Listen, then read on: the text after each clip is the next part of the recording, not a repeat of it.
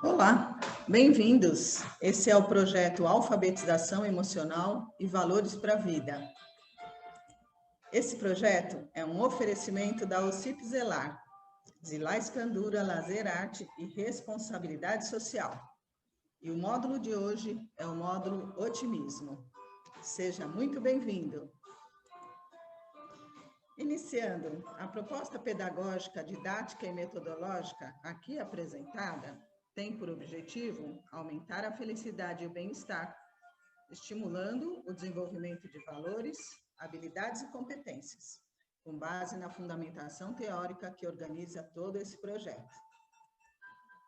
Antes, uma breve recapitulação do módulo anterior: autorrealização, sentido e propósito. Descobrimos que todos nascemos dotados por uma carga de capacidades e competências, um daimon, que precisa ser vivenciado.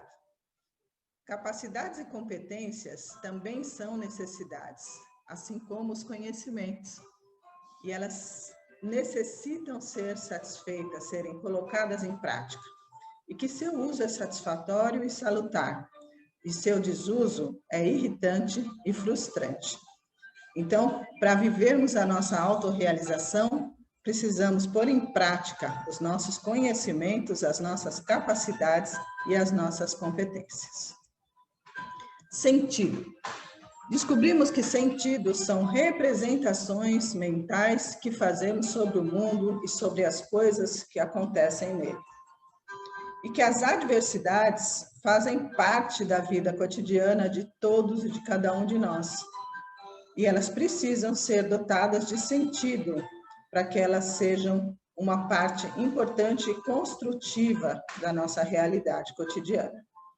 E que escolher a atitude pessoal que se assume diante de determinado conjunto de circunstâncias é a última liberdade humana. Propósito é aquilo que se busca alcançar. Ele funciona como um norte na nossa vida, transcendendo a nossa individualidade, em busca da promoção do nosso próprio bem, mas também de um bem maior. Ele pode mudar e ele muda ao longo da nossa vida em resposta às prioridades e flutuações da nossa própria experiência. E o mais incrível de tudo, o propósito é preditor de saúde física e mental, qualidade de vida e longevidade, como vimos. Mas o módulo de hoje é otimismo. Então, vamos procurar descobrir por que ser otimista. O que é, então, otimismo? E como nós podemos fazer para sermos otimistas na prática? Bom, um excelente motivo para sermos otimistas é a descoberta da ciência, de que os otimistas vivem em torno de 30 anos a mais do que os pessimistas. Que o otimismo é preditor de saúde, longevidade e qualidade de vida. E que o pessimismo leva à fraqueza e o otimismo leva ao nosso poder, ao nosso protagonismo. Vários estudos e experimentos científicos continuam disponíveis e sendo também aprimorados para que nós possamos afirmar isso que estamos dizendo. Bom, começando com uma adversidade. Estava vindo para o trabalho e bateu o carro. O que você pensa? O que você sente? Será que é só você que pensa isso? Será que é só você que sente dessa forma? Vamos ver? Um tour pela história da psicologia e um pouco pela história da neurociência. Os estudos em psicologia, antes dos anos 2000, se debruçaram com muita qualidade e com muito empenho sobre as doenças, sobre as patologias, sobre as misérias humanas, sobre o que nos fazia adoecer e sobre as possíveis formas de medicação e de intervenção. para fazer o manejo dessas doenças. A partir dos anos 2000, influenciados e inspirados pelos psicólogos humanistas, entre eles Abraham Maslow, os psicólogos e os cientistas se perguntaram: por que não existem estudos e experimentos em cima do sucesso humano? Por que não temos ainda estudos e experimentos em cima do protagonismo humano? Em cima das pessoas que, após uma grande adversidade, conseguiram viver ainda melhor do que elas viviam antes. E foi isso que eles fizeram. Reuniram um grupo de mais de 52 cientistas de 29 países e por 3 anos consecutivos se dedicaram a estudar a saúde, o sucesso, o protagonismo. E descobriram o mal que o pessimismo faz e que o otimismo pode ser aprendido. Isso tudo se traduziu em vários livros, como esse que nós usamos para essa palestra, O Circuito da Esperança. Vamos conhecer um pouquinho sobre isso? Os cientistas descobriram que a sabedoria da natureza, que é usada para o nosso processo digestório, também pode ser aplicada para o nosso processo emocional e mental.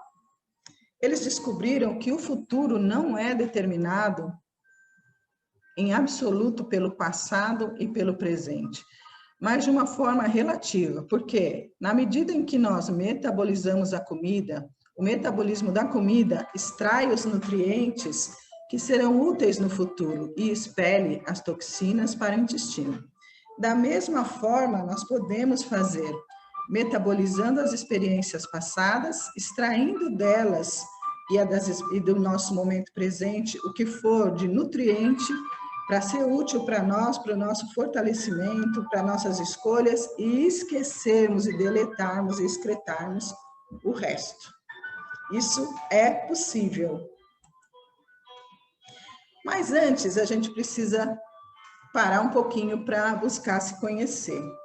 Existem vários testes e experimentos que construíram todo esse material sobre saúde física e mental. Um desses testes é o LOT, Life Orientation Test. Ele nos ajuda a perceber em que momento da vida nós nos encontramos em relação à escala do otimismo e pessimismo. E nós podemos responder brevemente, marcando um X nessas 10 questões, para a resposta que combine mais com o que a gente sente em relação a nós, sendo que o 1 é discordo plenamente e 5 concordo plenamente.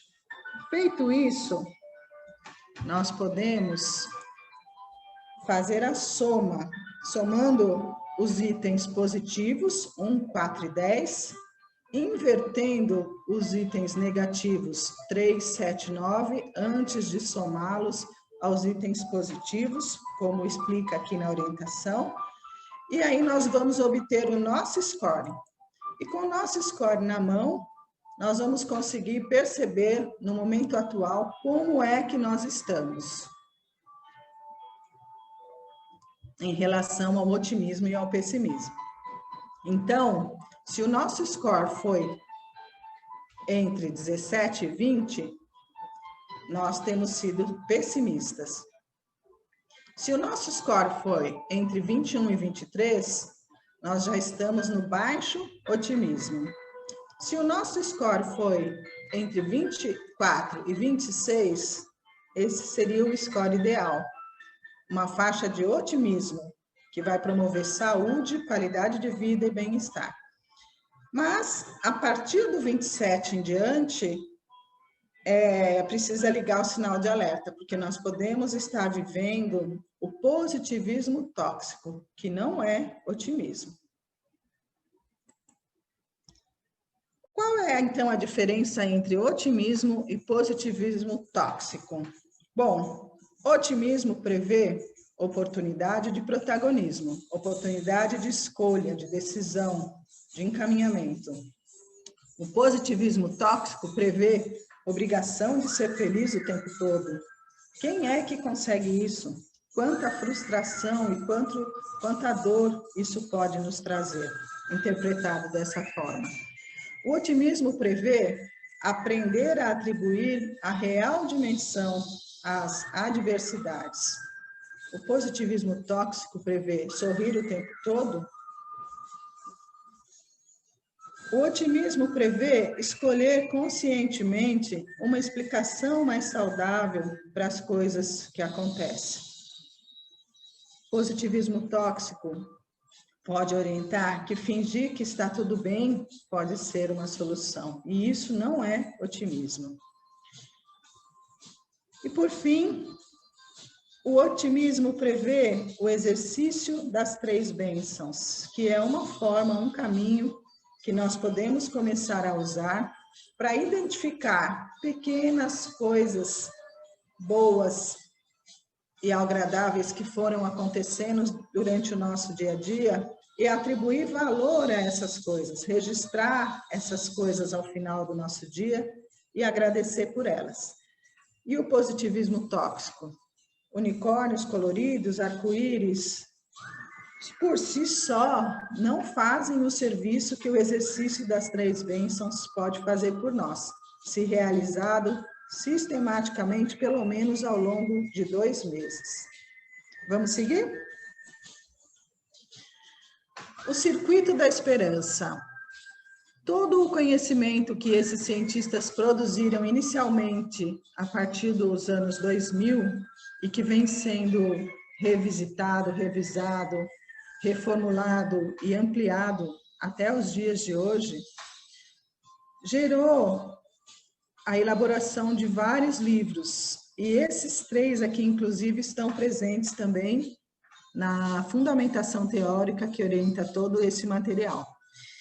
E uma coisa impressionante que esses livros nos trouxeram é de que todo esse conteúdo que anteriormente ficava restrito às clínicas, todo esse conteúdo para o século XXI é um conteúdo para estar posto nas escolas e nas instituições, para que cada escola e cada instituição, de qualquer segmento que seja ela, seja um espaço para promover saúde mental, qualidade de vida e bem-estar. Porque tudo está conectado, todos importam. A princípio, nós podemos pensar que isoladamente as coisas não afetam umas às outras, mas todas estão ligadas.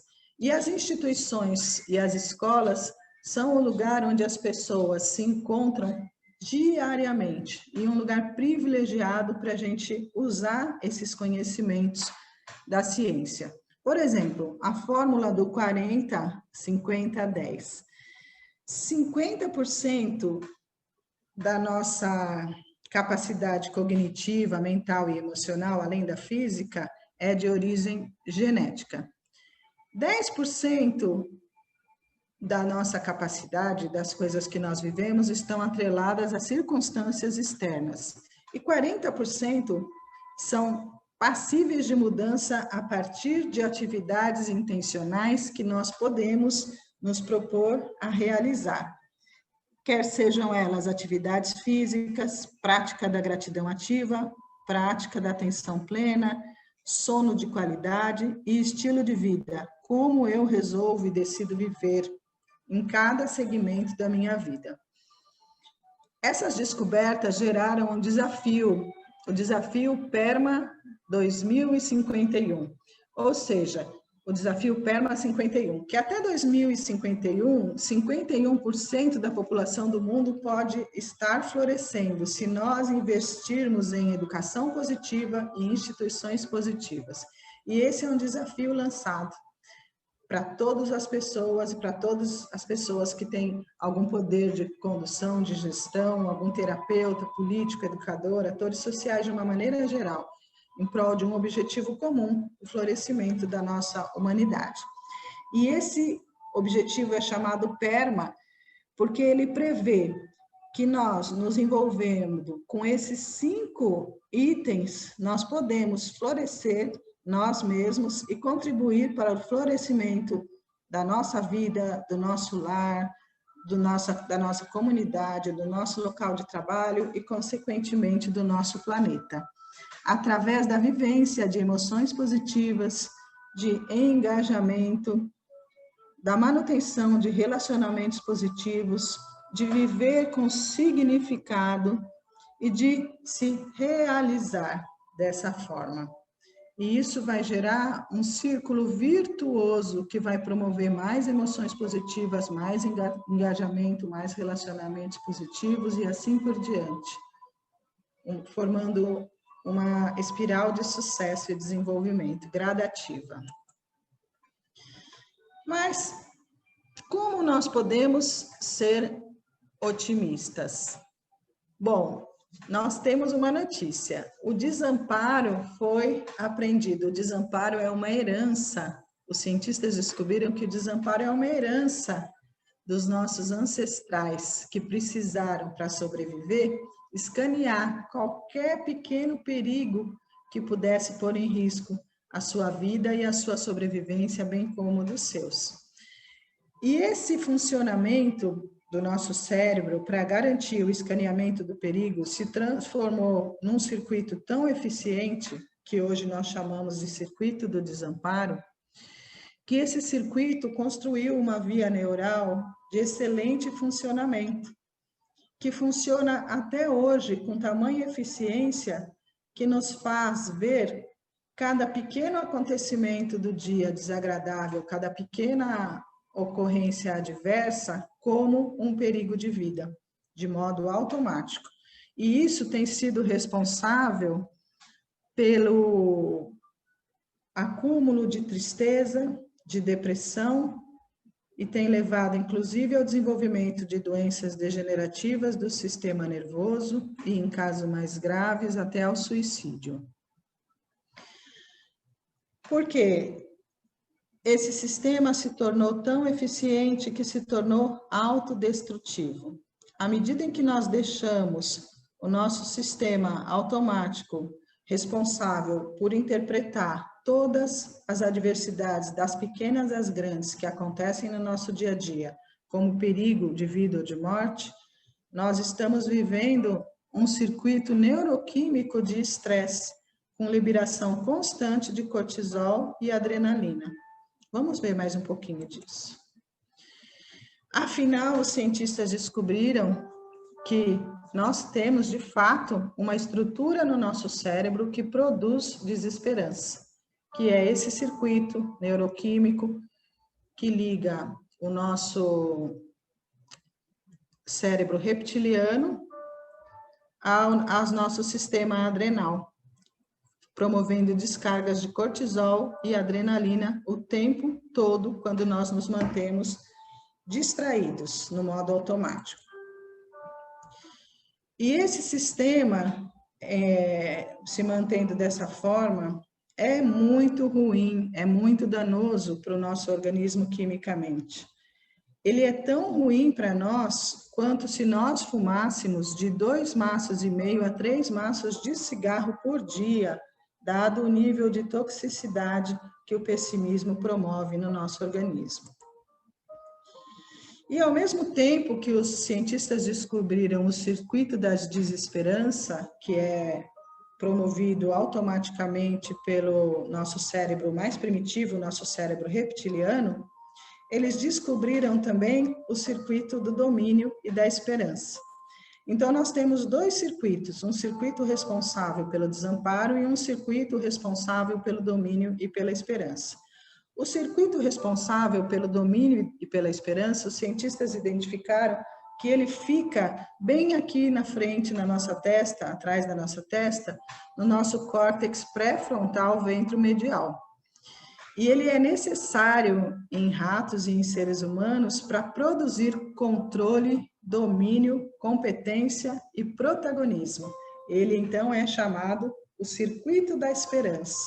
Só que o circuito da esperança não é automático, como é o circuito do desamparo.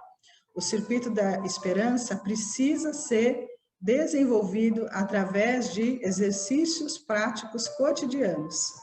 E à medida que nós formos fazendo isso, nós vamos ganhando mais capacidade de domínio, mais capacidade de protagonismo e mais capacidade de esperança. E como que isso acontece?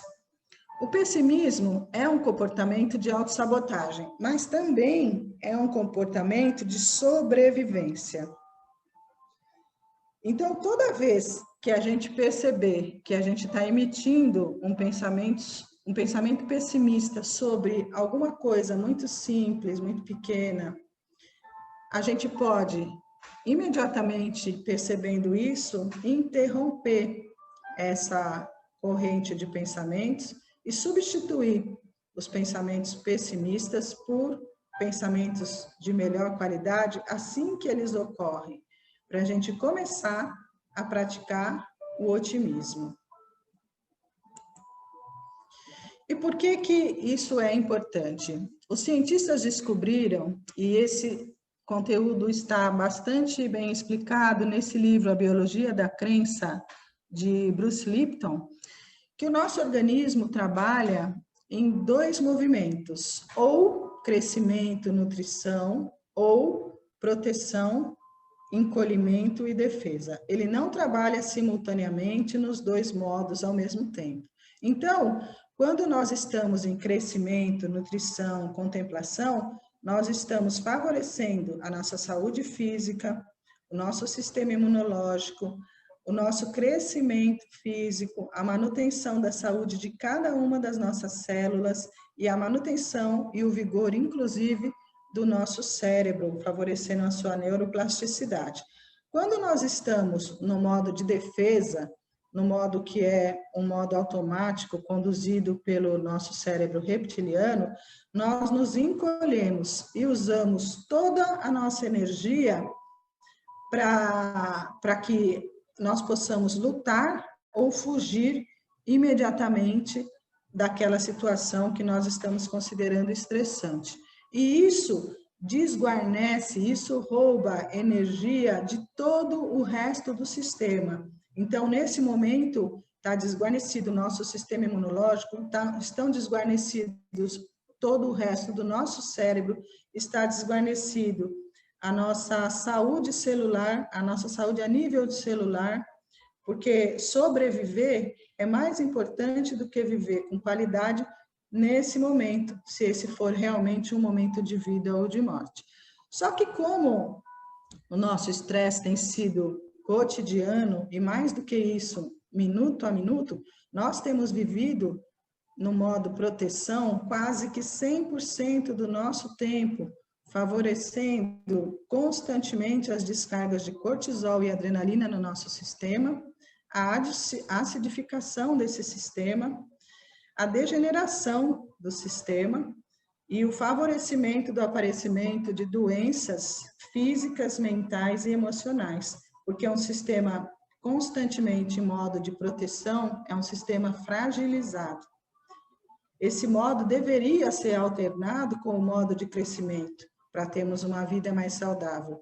Mas não é isso que nós temos vivido. Nós temos vivido uma epidemia de estresse e de depressão, que tem nos feito viver menos e ainda desenvolver doenças degenerativas do sistema nervoso, doenças cardiovasculares e doenças de uma maneira geral.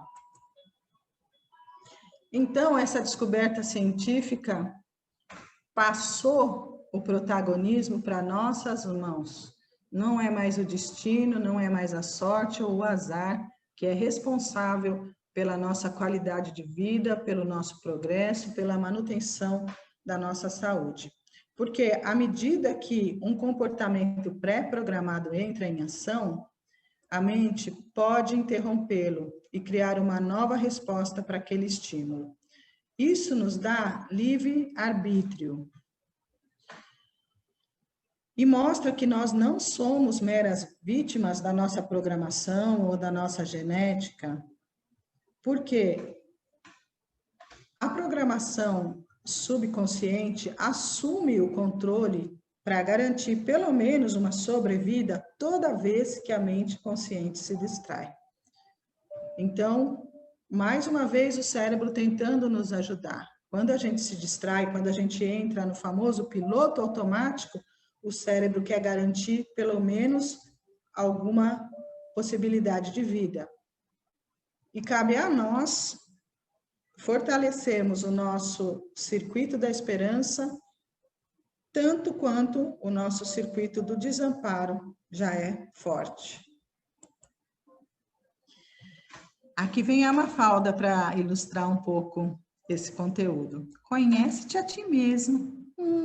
Bom conselho. Mas hoje eu não estou com vontade de ficar fazendo turismo dentro de mim. Ai, Mafalda, Mafalda, nada de procrastinar. Está nas nossas mãos. Outra coisa importante sobre o otimismo. Crianças são altamente influenciadas pelos adultos à sua volta sobre o otimismo e, inclusive, recebem geneticamente essa carga também. A boa notícia é que tudo isso pode ser modificado. Como se dá essa influência nas crianças? Se dá de várias formas. Por exemplo, entre o nascimento e os 2 anos de idade, a faixa de operação de frequência do cérebro das crianças funciona entre 0,5 e 4 Hz. Dos 2 anos até os 6 anos de idade, entre 4 e 8 Hz. Essa faixa de frequência é uma faixa usada pelos hipnoterapeutas para fazer com que a atividade cerebral dos seus pacientes seja passível de reprogramação. Ou seja, é uma faixa altamente suscetível à influência e sugestionável. E isso acontece porque a natureza dotou as crianças dessa possibilidade de absorver grande quantidade de informação e de experiências para que ela possa, o mais rápido possível, aprender a viver e sobreviver para se adaptar ao ambiente onde ela nasceu. Outra forma como essa influência se dá é através dos neurônios de espelhamento. Então, nós somos dotados de células especializadas no nosso cérebro em mimetizar sentimentos, ações e sensações físicas de outras pessoas. Nós realmente aprendemos uns com os outros, o que quer que seja que nós estejamos aprendendo. Isso também dá origem ao chamado contágio emocional, onde 3 pessoas estando juntas no mesmo cômodo, a mais emocionalmente expressiva vai transmitir o seu estado emocional às outras pessoas mais distraídas rapidamente. Outra analogia que é feita com relação ao contágio emocional é também feita em relação aos fumantes passivos. Quer dizer, é tão tóxico para cada um de nós o contágio da toxicidade emocional como é o contágio através da toxicidade do cigarro para os fumantes passivos. Quer nós gostemos disso ou não. E psicólogos descobriram que as organizações de trabalho acabam também criando, sem perceber, um clima coletivo, um tom afetivo do grupo e criando normas emocionais tácitas que vão influenciar a vida dos colaboradores e, com certeza, o produto também do trabalho. Então, tudo isso é muito delicado e é suscetível de intervenções positivas.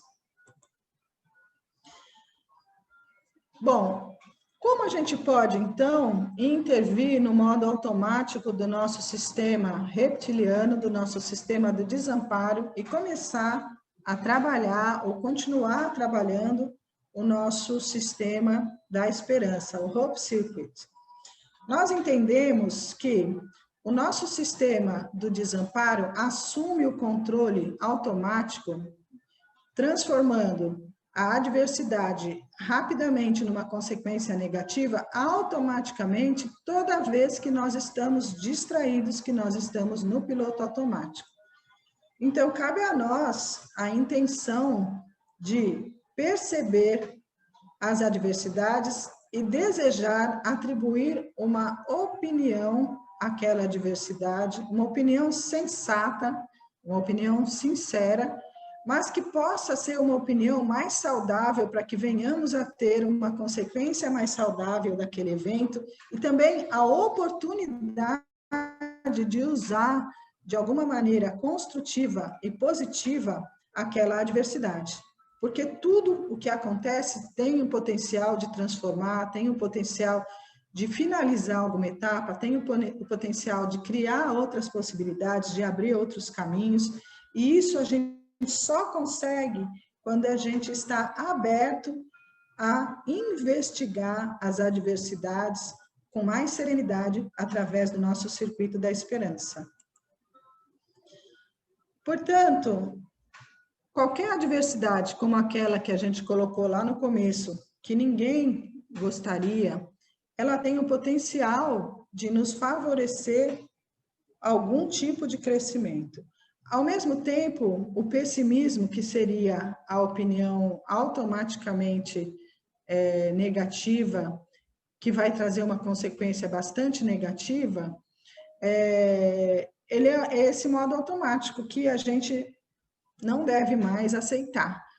Porque desde bater o carro, se a gente saiu com vida, ninguém gosta de bater o carro, mas se nenhuma vida foi perdida, se foi apenas um prejuízo material, isso pode ser inclusive um motivo para agradecer e que a gente possa ter um dia, ainda um resto de dia melhor do que a gente teria se a gente vivesse esse momento no pessimismo. Como outras pequenas coisas que podem acontecer desde a hora que a gente acorda até a hora que a gente vai dormir, que sob a perspectiva pessimista ganham uma dimensão de problema de vida ou morte. Então, os cientistas descobriram que o otimismo e o pessimismo estão ligados à nossa opinião, ou seja, à abrangência e à permanência que a gente atribui às coisas que acontecem. Dessa forma, o otimista atribui causas temporárias e específicas às coisas ruins e atribui aos eventos bons causas permanentes e abrangentes. Ao contrário, o pessimista atribui causas permanentes e abrangentes aos eventos ruins e causas temporárias e específicas aos eventos bons, como se fosse uma forma de se proteger, de não querer sofrer.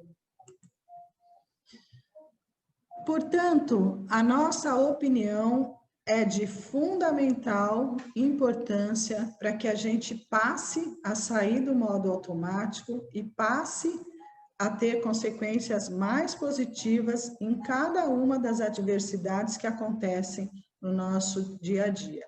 Porque o modo pessimista que nós herdamos lá, com muita honra dos nossos ancestrais, ele de fato nos trouxe até aqui. Mas como nesse momento ele se tornou tão eficiente que se tornou autodestrutivo, ele está fazendo como consequência desse nosso pessimismo, nós tenhamos muita raiva, péssimo dia, liberação permanente de cortisol, adrenalina, sequestro da amígdala, onde ela adormece todo o resto do nosso cérebro, acidificação do nosso sangue, baixa atividade do sistema imunológico, então favorecimento de contrair doenças de origem viral, inclusive, e a neutralização do córtex pré-frontal, que é responsável pela construção do circuito da esperança. Então, nós precisamos nos prevenir, nos preparar e, principalmente, querer fazer essas intervenções de interpretação para cada adversidade que ocorre no nosso dia. Inclusive, criando estratégias para que as adversidades que forem possíveis de serem eliminadas, que possam ser eliminadas.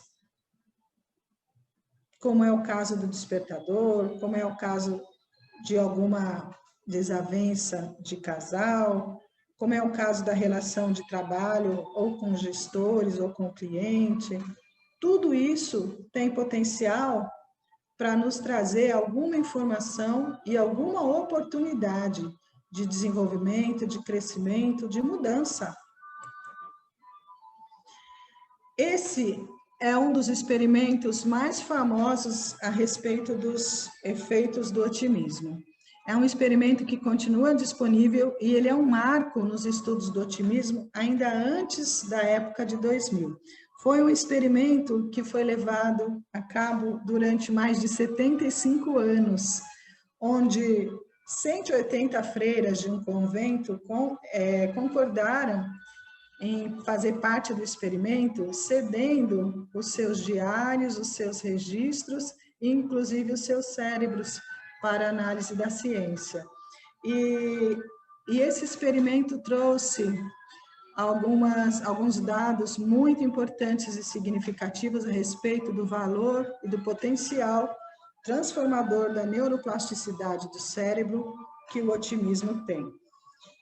As freiras que eram otimistas viveram mais tempo do que as freiras pessimistas e não desenvolveram doenças degenerativas do sistema nervoso, mesmo tendo marcadores genéticos para a doença, constatado depois das suas mortes.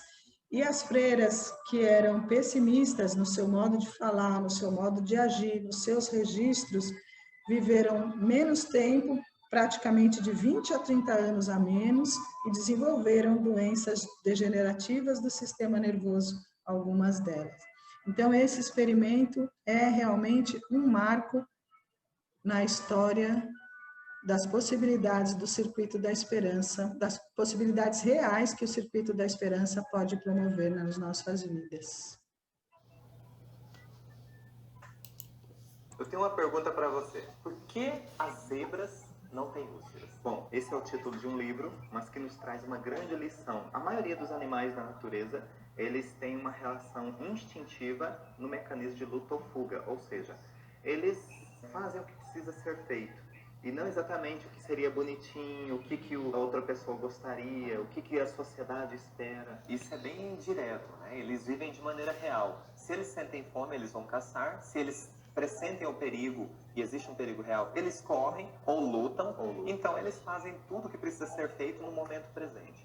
O detalhe é que as zebras, né, elas estão lá na savana, pastando, bonitinhas, e de repente surge uma leoa, um leão, do nada, e aí entra no mecanismo de luta ou fuga. O detalhe é que elas estão prestes a virar comida, ou seja, é uma reação, é um evento real de vida ou morte. E aí não importa o que aconteça, se o leão pegou uma das zebras, enfim, está se alimentando, as zebras que sobreviveram, elas vão para o seu canto descansar, porque elas estão simplesmente cansadas. O perigo já passou. E elas não ficam pensando se o leão vai voltar daqui 5 minutos ou amanhã. O perigo já foi e elas já estão a salvo, naquele momento, pelo menos. Nós, seres humanos, temos um comportamento que nos prende ou ao passado ou ao futuro, né? Então a gente fica naquela coisa, será que aquele ladrão vai aparecer de novo? Será que aquela situação vai acontecer novamente? E se aparecer, né? O que eu vou fazer? Ou também fica revivendo, né? Nossa, quando eu fui assaltado, quando eu passei por aquele medo. Então, vive o antes, o durante e o depois. E nós dizemos que somos evoluídos. Sim, sem contar que conta para todo mundo. Nossa, olha, eu não ando mais sozinha porque naquela esquina aconteceu isso. Acaba propagando o medo que existe dentro dela. Sim. E isto gera uma porta de entrada para as reações biológicas, ou seja, um mecanismo que deixará rastros e sintomas no seu organismo. E que isso vai se transformar em possíveis doenças. Esse conteúdo tão belamente explicado pelo pessoal desse site, do Bioalinhamento, é a colaboração preciosa do biólogo e neurologista Robert M. Sapolsky para a nossa reflexão, que está contido nesse livro, Por que as zebras não têm úlceras? Otimismo. Para repreender um aluno ou um funcionário ou um colaborador, é importante que a gente foque a nossa repreensão em causas temporárias e específicas. Porque o comportamento é passível de mudança durante toda a vida física, do 0 até os 200 anos. O nosso cérebro é capaz de ser reprogramado, é capaz de melhorar e de dar respostas mais positivas e adquirir novos comportamentos. Então, sempre precisa ser feito a repreensão ou a orientação ou o feedback em cima do comportamento, em cima da coisa que pode realmente mudar, em cima do processo, da atitude que é passível de mudança. Porque a criação de rótulos não favorece o desenvolvimento, não favorece o crescimento e não favorece a mudança. Muito pelo contrário. Bom, para descontrair, bichinhos de jardim. Inventaram um carro, o controle remoto e a entrega em domicílio para não terem que andar. Fizeram as academias, aparelhos de ginástica e comidas light para poderem emagrecer. Criaram o estresse para produzirem mais e as farmácias para curar os males inventados. Se eles simplesmente parassem um pouco para respirar, não sei se tentariam algo tão elaborado. Será que nós conseguimos?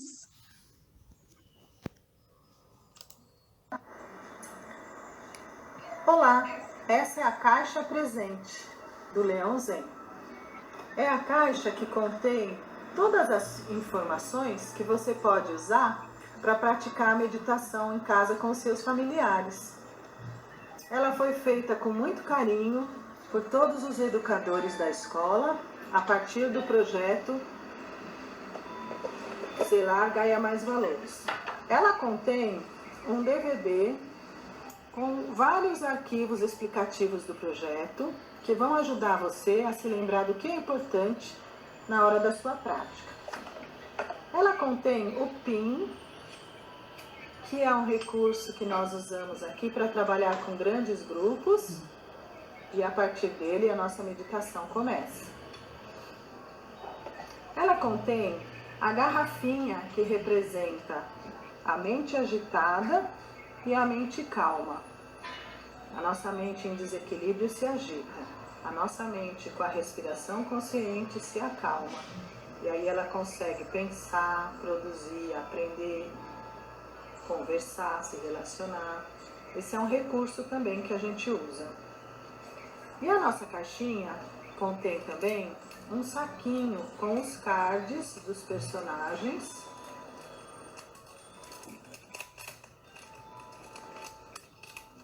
Cada personagem é portador de um segredo da felicidade e do bem-estar. Tem o próprio logo do Leão Zen, explicando tudo como o Leão Zen foi formado. Tem a Vilma com a sua garra, ensinando a gente a nunca desistir. Tem o Lip de Boa, com a chave para a mudança do pensamento positivo. Tem o Super Zen, a prática da respiração consciente. E tem a Sassá, a representante da generosidade e da gratidão. Temos ainda a chave, para não deixar a gente esquecer que nós somos protagonistas da nossa história. E a gente precisa usar essa chave para o nosso bem. E a mãozinha, que representa uma forma de meditar mais física, onde a gente inspira quando sobe pela mão e expira quando desce. Inspira quando sobe e expira quando desce. Cada um de nós tem que encontrar o jeito que melhor consegue praticar. Pode ser colocando a mão no diafragma, pode ser percebendo a entrada e a saída do ar, pode ser imaginando que está cheirando uma florzinha e soprando uma velinha. Isso não é o mais importante. O mais importante é que a gente pratique e que a gente se desenvolva e adquira saúde emocional, capacidade de se controlar, capacidade de se comunicar e capacidade de aprender. Por isso, essa caixinha vai ficar na sala de aula e cada criança vai poder levar ela um dia para casa. tanto para se lembrar do que é importante no nosso curso de alfabetização emocional, como para praticar com os familiares. Muito obrigada. Esse foi um pequeno exemplo de como nós precisamos, de alguma forma, organizar a realização das práticas de meditação, de otimismo, de gratidão, de instituição positiva na nossa instituição, para que elas ganhem materialidade e com essa materialidade a gente construa a sistematização de se colocar essas práticas em uso no nosso dia a dia. Que a gente encontre em cada empresa, em cada instituição, em cada escola, formas próprias de materializar esse conteúdo, criando um espaço para isso na agenda, criando um espaço físico para que isso possa acontecer em alguns momentos, além de acontecer regularmente onde quer que a gente possa estar trabalhando, porque para desenvolver a nossa capacidade do nosso circuito da esperança, o nosso córtex pré-frontal, a gente precisa levar esses conhecimentos e essas atividades para a nossa prática cotidiana, quer seja ela em casa, quer seja na escola, quer seja na empresa. A gente precisa colocar em prática para a gente poder construir o nosso circuito da esperança em primeira pessoa. Cada um de nós precisa fazer por si só e fazer pelo local onde mora, pelo local onde trabalha, para que isso realmente se torne uma realidade e a gente alcance os benefícios que a ciência comprovou que esses recursos podem promover. Aqui nós temos também, nesse projeto, ao mesmo tempo que nós temos os 7 módulos para os adultos, nós construímos 2 pequenos vídeos infantis de cada um dos módulos, para que as crianças consigam também ter acesso a esse conteúdo, além da vivência prática pelos adultos que convivem com ela, na linguagem mais adequada ao seu entendimento. Para o módulo Otimismo, na parceria da Zelar com a Coruja em Cena e a Inima Produções, nós construímos a história do galinho e a história do jacaré Poiô, que você também vai poder acessar. No projeto anterior, eram outros os personagens, como a gente viu naquele pequeno vídeo anterior. E esse material está todo disponível na internet, que era uma parceria com a Gaia Mais. Ele está todo disponível na internet e é possível assistir os episódios com as crianças e poder conversar com elas a respeito disso, dando para elas também a oportunidade de conhecer o conteúdo de forma lúdica e de forma prática, através do nosso exemplo e da nossa dedicação de tempo a esse conteúdo, colocando ele na nossa agenda. Então, recapitulação expressa. Por que ser otimista? Porque otimistas vivem mais e melhor do que os pessimistas. Como a gente pode fazer isso? A gente pode praticar o exercício das 3 bênçãos e a gente pode praticar o estilo explicativo, ou seja, atribuir para eventos ruins uma temporalidade breve e específica e atribuir para eventos bons uma temporalidade permanente e abrangente, educando o nosso neocórtex, favorecendo que ele se desenvolva tanto quanto o nosso cérebro reptiliano já é desenvolvido. Vamos praticar alguns instantes de automassagem, nos conectarmos com o nosso próprio corpo, para depois realizarmos uma meditação. Você aceita? Então, vamos lá. Nós vamos, primeiramente, encostar os nossos ombros nas nossas orelhas, segurar por uns instantes e soltar.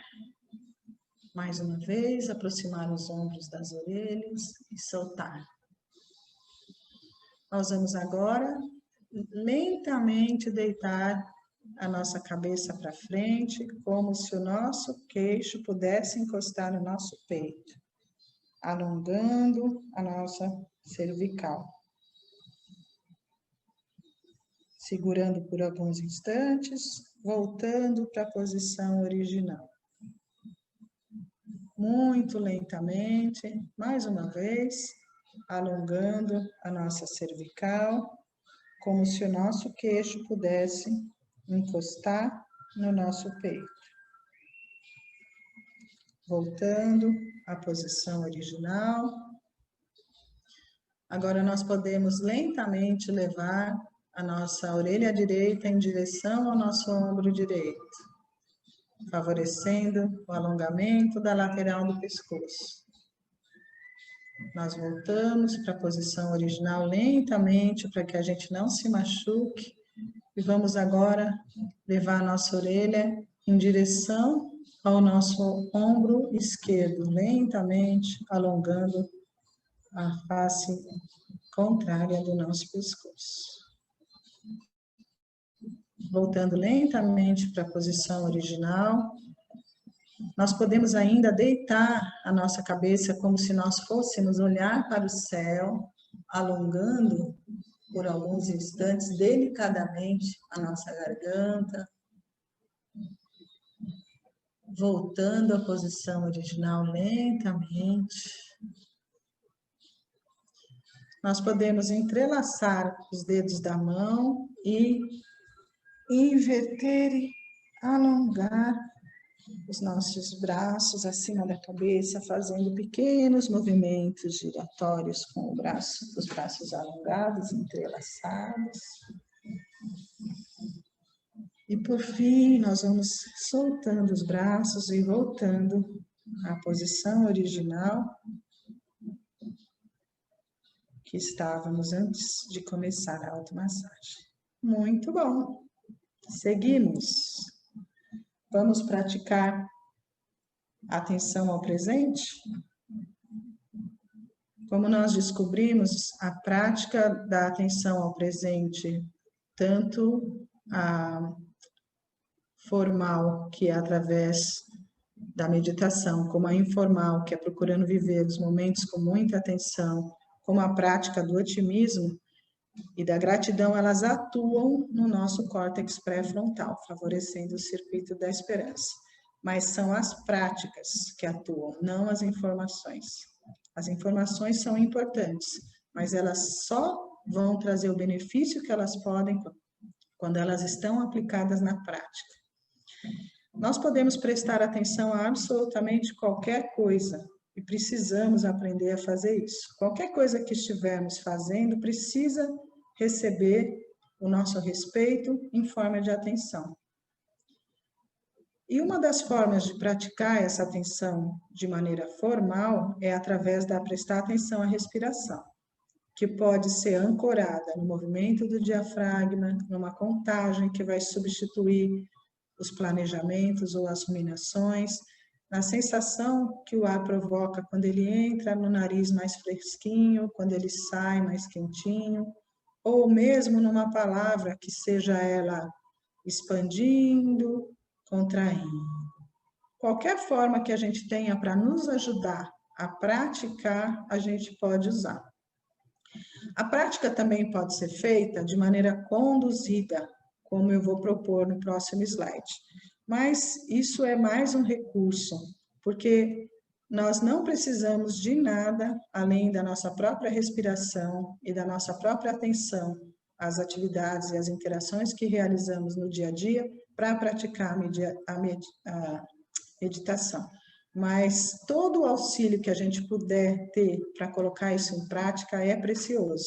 Então, existem inúmeros áudios, inúmeros vídeos, inúmeros podcasts que a gente pode usar como apoio para o nosso próprio desenvolvimento e progresso. E lembrando, meditar é uma potencialidade humana, ela não pertence a nenhuma religião, a nenhuma escola, ela não é exclusiva de nada nem de ninguém, ela é uma potencialidade humana, ela é como o ar que nós respiramos, ela é para todo mundo, mas ela não pertence a ninguém com exclusividade. Iniciando a nossa meditação, começando pela postura do nosso corpo. Sentados, pés no chão, sentindo o contato do corpo com a cadeira, olhos levemente fechados, ombros ligeiramente abertos para trás, aproveitando os benefícios da posição, na firme intenção de prestar atenção ao nosso próprio movimento respiratório. Sentindo os apoios como se fossem a raiz de uma árvore, fornecendo aqui a sustentação, a firmeza, a imobilidade e o relaxamento. O nosso corpo firme e estável se assemelha ao tronco dessa árvore, garantindo uma estabilidade intencional.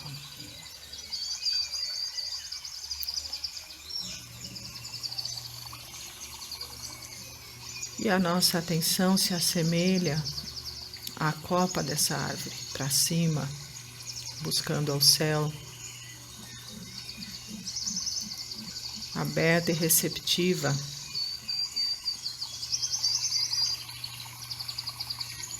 à clareza que a prática da meditação nos proporciona. Permanecendo assim, vamos percebendo o ar que entra, puxando ele profundamente, o ar que sai,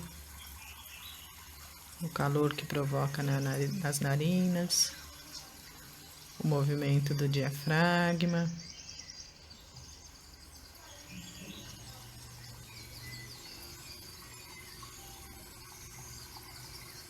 Vamos permanecendo nessa prática.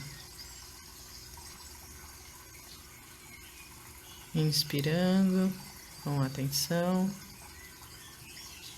percebendo os efeitos que o ar provoca no nosso corpo.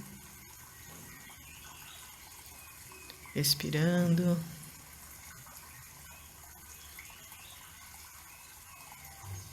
E cada vez que um pensamento levar a nossa atenção e a gente se aperceber disso, nós conseguimos retomar a nossa prática. Inspirando.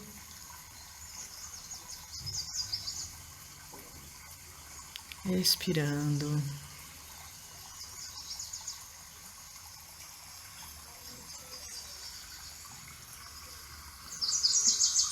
Inspirando e expirando.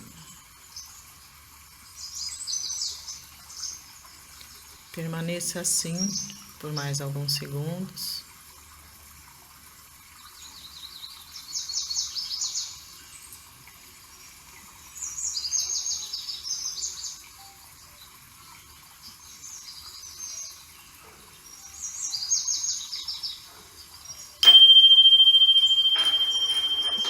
Bom, como nós havíamos já falado, para a gente dar feedback, a gente precisa se ater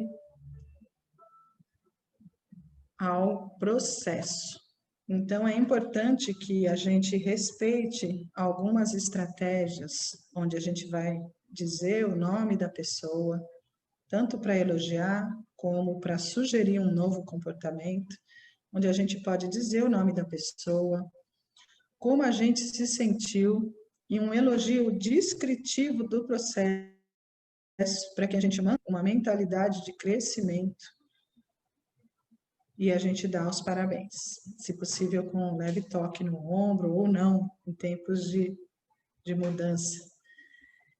E para repreender e para dar um feedback negativo também, a sugestão é que a gente explicite o comportamento ou a atitude que não foi positiva, o motivo por que a gente está sentindo aquilo e alternativas e possibilidades de comportamento para que a pessoa possa também ir se educando emocionalmente em contato com a nossa orientação. Sem fechar a questão e sem rótulo, que seria uma mentalidade fixa, promoveria uma mentalidade fixa, engessando, fechando as possibilidades de crescimento e desenvolvimento. Isso também é muito importante. E voltando lá à sabedoria da natureza, nós podemos usar a sabedoria da natureza para os nossos processos mentais e emocionais, como nós precisamos usar também para os nossos processos físicos, para garantir a saúde do nosso sistema como um todo. Mas muitas vezes, as dores que temos e as cicatrizes emocionais guardadas de muito tempo nos deixam cascudos e pessimistas convictos. E se for necessário, nós não devemos descartar o apoio de profissionais da saúde física, mental e emocional, quem sabe psicoterapia, para que nós consigamos em conjunto excretar, de fato, o que não nos serve mais das experiências, das adversidades que nós vivemos, que está sabotando a nossa vida atual, que está adoecendo o nosso sistema e nos impedindo de viver a nossa verdadeira natureza, que é a natureza protagonista. Nós precisamos fazer isso. Nós precisamos lançar mão desse recurso. Se todas as pequenas estratégias que nós fomos orientando não derem conta, nós precisamos, além dessas estratégias, lançar mão de profissionais da saúde para nos ajudar a fazer esse movimento e nos libertar de uma vez por toda dos excrementos das coisas do passado que vieram junto com os aprendizados que nós fizemos. Então, essas coisas que não servem mais precisam ser excretadas. E aqui estão as referências que vocês podem, inclusive, usar para pessoalmente tomar conhecimento e se aprofundar. E eu agradeço mais uma vez a sua atenção, a sua participação com a gente aqui nesse projeto. Eu sou Vânia Escandura, coordenadora pedagógica da OCIP Zelar. Até a próxima, muito obrigada.